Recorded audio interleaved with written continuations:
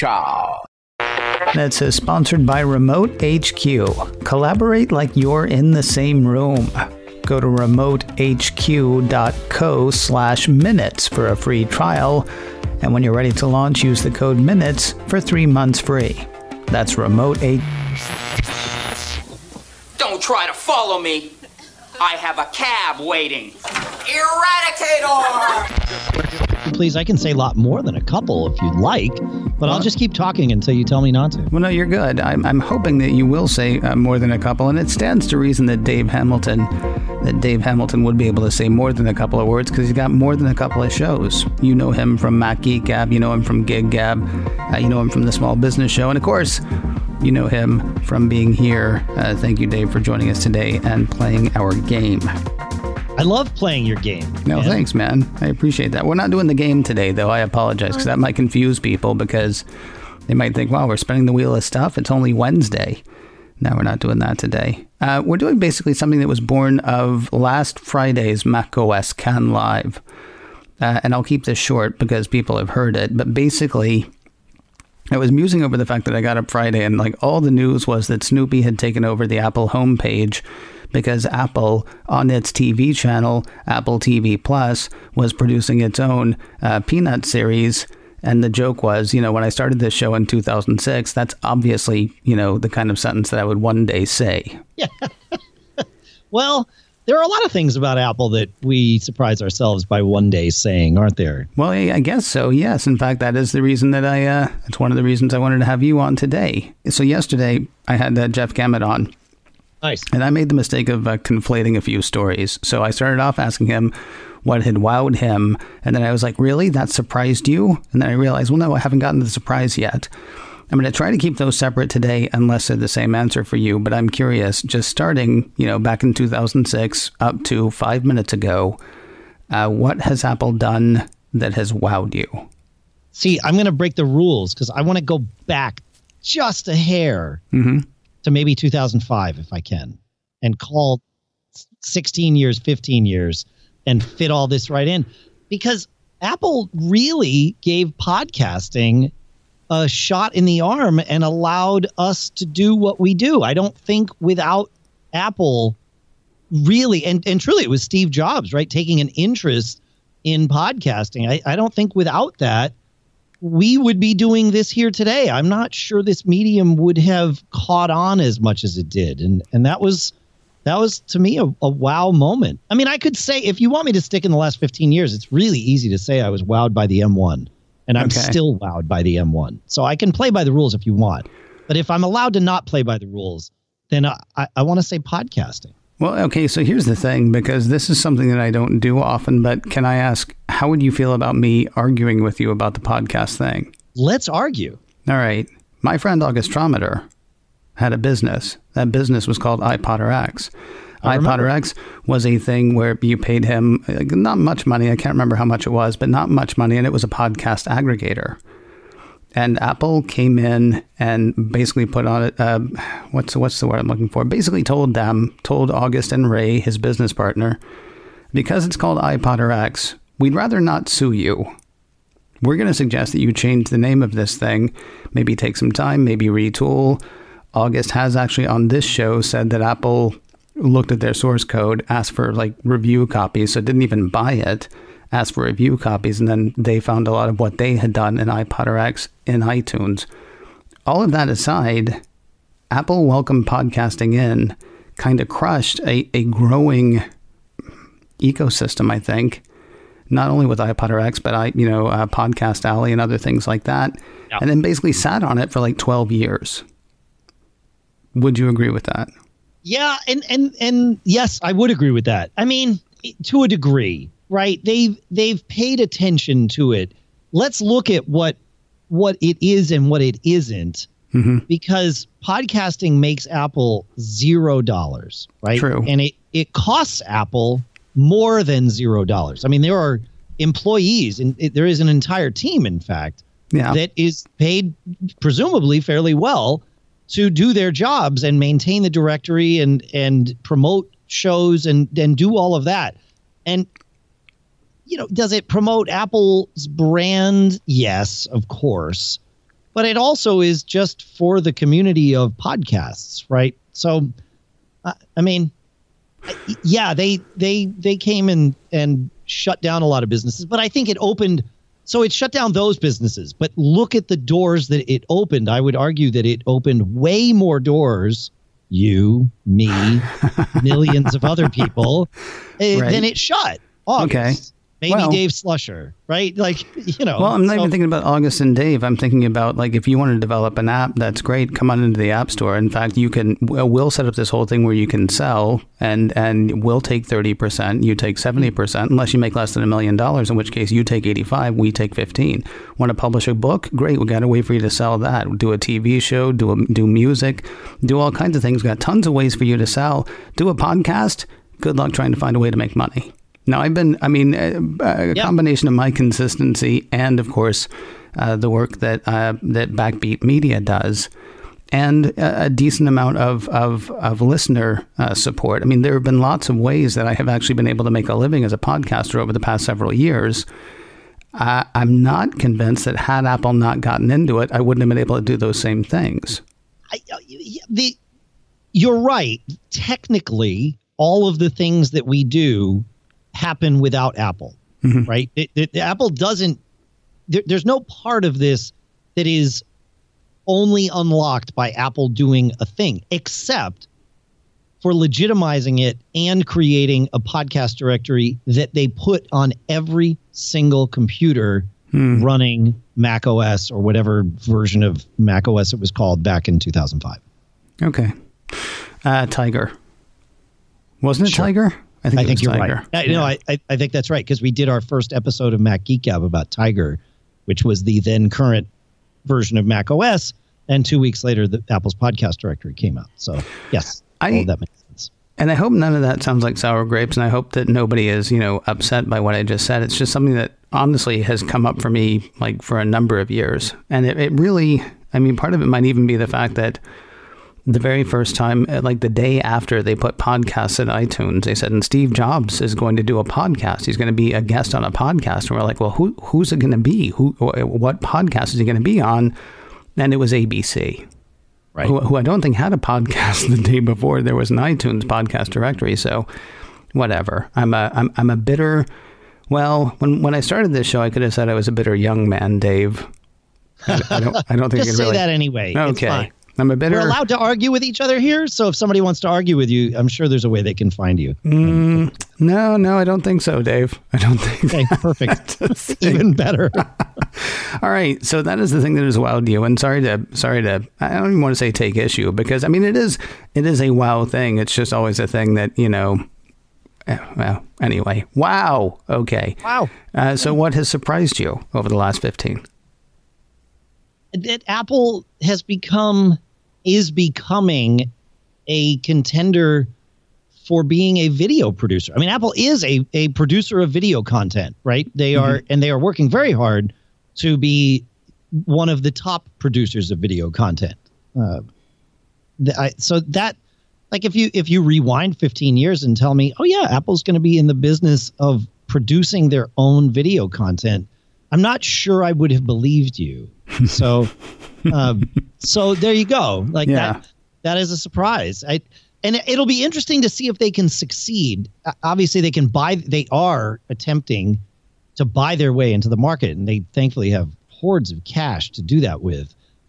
Basically giving away Apple TV Plus for almost free to almost anyone, so that they have legs for when that series that they release really truly catches fire and everybody says, I need to pay for Apple TV Plus so that I can get my analog to the Game of Thrones, or my analog to, the thing that I must watch because everybody's talking about it. I wonder if the next season of Ted Lasso is going to do that. It's possible, but I don't know. What is gonna drag people in the way that Game of Thrones or other things like that did? Yes. Yeah, that's interesting. First of all, I just came across a story that I haven't even had a chance to look at yet, although by the time people hear this, they will have probably heard it on Mac OS Ken. But I hear that Ted Lasso is going to have more episodes next year.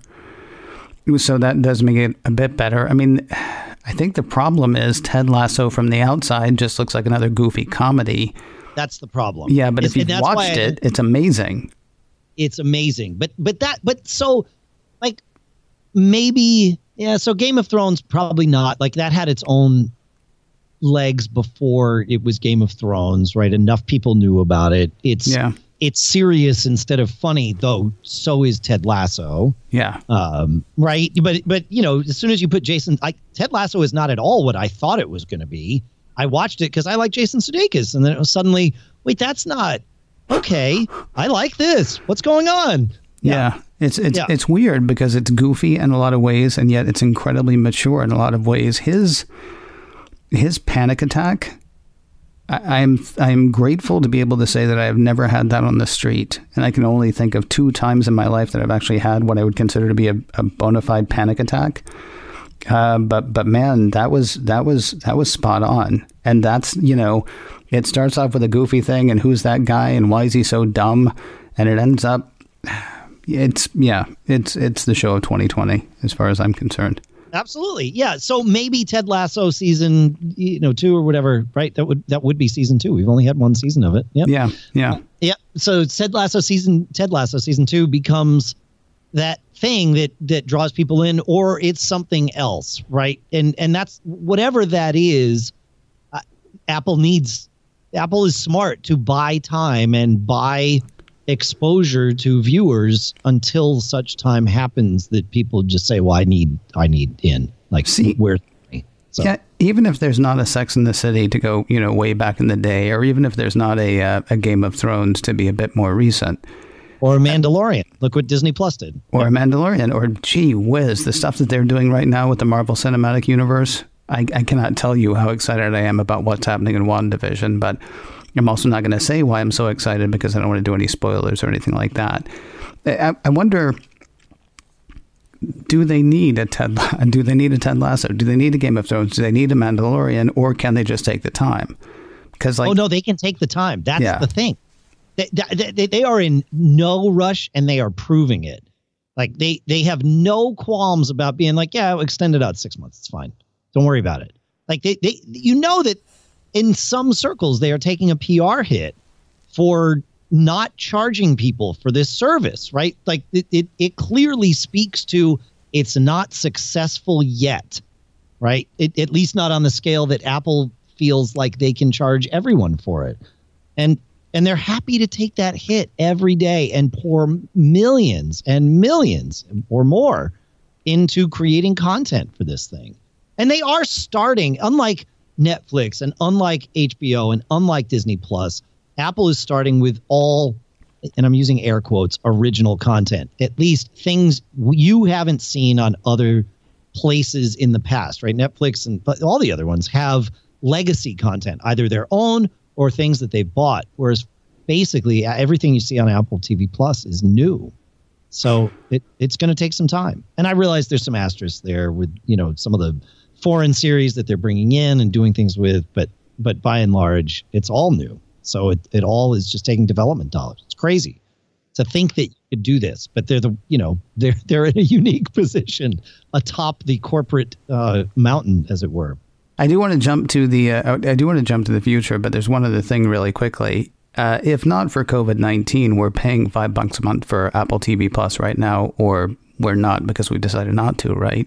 I mean, we're supposed to be through all of the second seasons of the first round of shows, and most of them haven't even started yet. We got Dickinson and Servant, I think, are the only things that have actually started their season 2. I know we're very close to For All Mankind. Haven't heard anything about C. And I always forget what the 4th show was that the morning show. The morning show, I think, we're like, well, they might have wrapped up shooting on that by now, but I think if not for COVID-19, at the very least, we're paying the $5 a month, or we've chosen, I don't know. Yeah, and maybe that's not maybe. That is definitely a part of the reason of them extending this out. But I would argue that if those second seasons had not been, or if one of those second seasons had not been the runaway success that they need, I think this would have happened anyway. I think they'd kick the can down the road regardless. And don't forget about Mythic Quest, by the way. It's very important. Arguably better than Ted Lasso, in my opinion. I think you're wrong. Okay, that's fine. Only because second time this episode you've told me that, but that's okay. Only because Ted Lasso is accessible to everybody. There are some people who are going to be turned off by the cursing in Mythic Quest. That's why I said to me. Yeah, I think I like Mythic Quest better than Ted Lasso, and I love them both.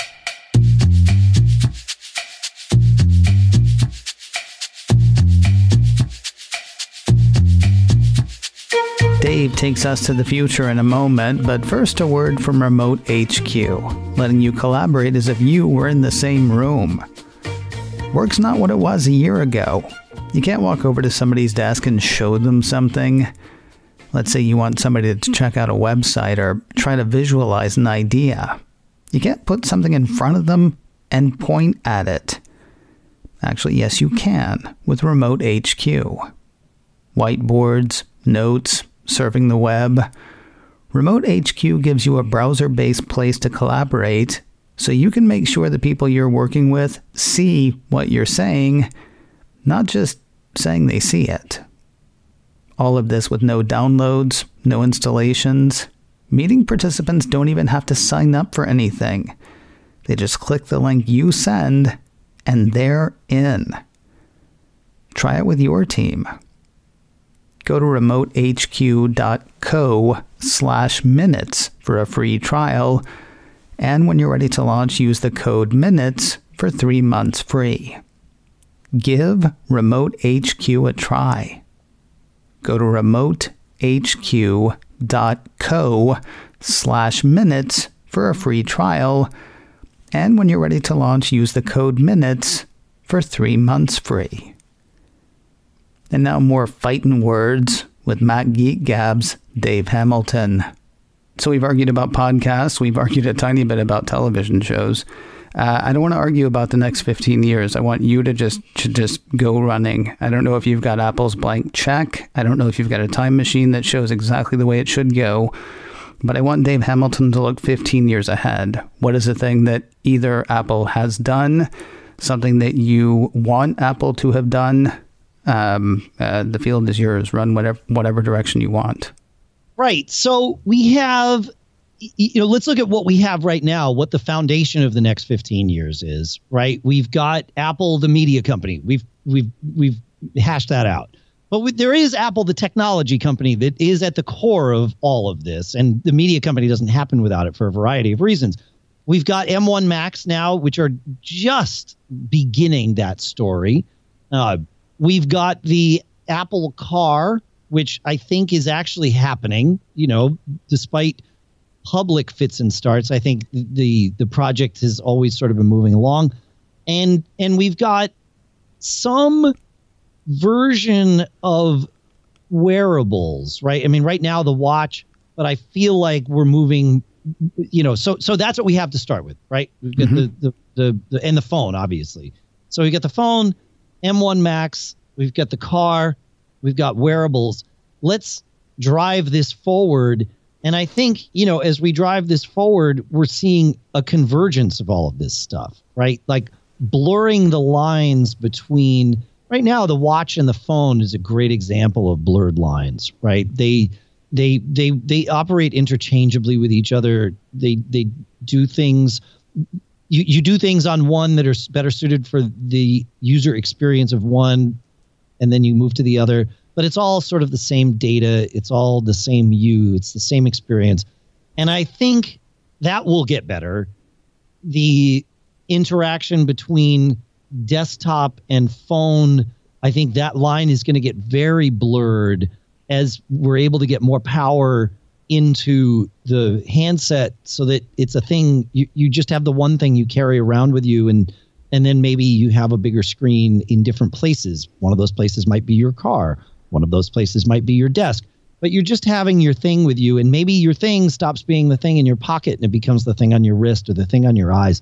And it all sort of ties together so that it's this seamless world of the Apple ecosystem. And so I think as we move forward, it's going to be simultaneously diverging into multiple product lines and converging into this experience of I just have what I need and I can communicate and I can remember things because I don't have to remember things because I always have my device that's helping me, the personal assistant. So Apple's building Jane is what I'm saying here. And I really kind of like that idea. Jane, remind me, because I know that's a science fiction reference, but I can't think of which one it is. It is a science fiction reference to Ender's Game, the ever-present virtual assistant that is just always where Ender needs it/her to be. I think we get much closer to a Jane-like experience for each of us. And I think the one thing I didn't mention is Apple's commitment, true commitment, not just PR commitment, but actual commitment to privacy and security is what allows that to happen. Because for a virtual assistant, and I don't mean a virtual assistant that you go and like hire someone from the Philippines, although it's very valuable and a good, can be a great thing. I mean, the computerized, lives in the cloud virtual assistant, it needs to know everything about us. And we need to be okay with that.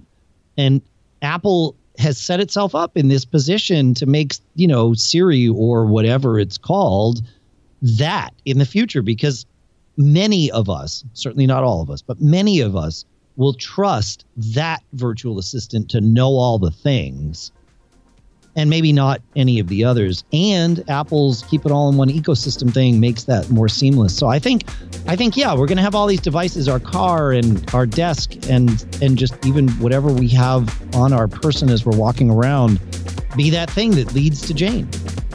Well, I see absolutely nothing wrong with what you're saying, but in keeping with the theme of the show, let me tell you why you're wrong.